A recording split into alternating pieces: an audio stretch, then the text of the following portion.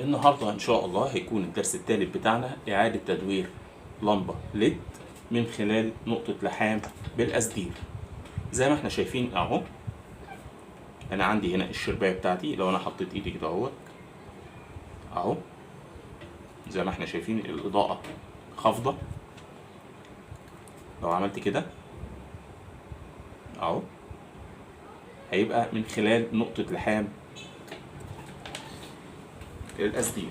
هنجيب الأسدير بتاعنا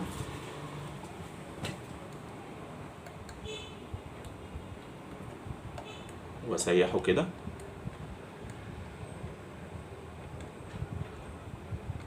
واخد نقطة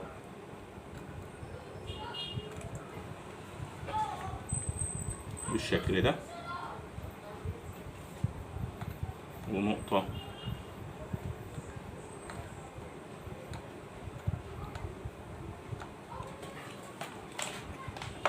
بالشكل ده. ده كده انا عملت اعادة تدوير لللمبة بتاعتي من خلال نقطة لحام أسدير. هفصل واشغل تاني، وبكده نكون نهينا حلقتنا. ويا ريت لو عجبك الفيديو ما تنساش تدعم القناة باشتراك ولايك وتفعيل زر الجرس ليصلكم كل جديد. مع تحيات اخوكم محمود المصري.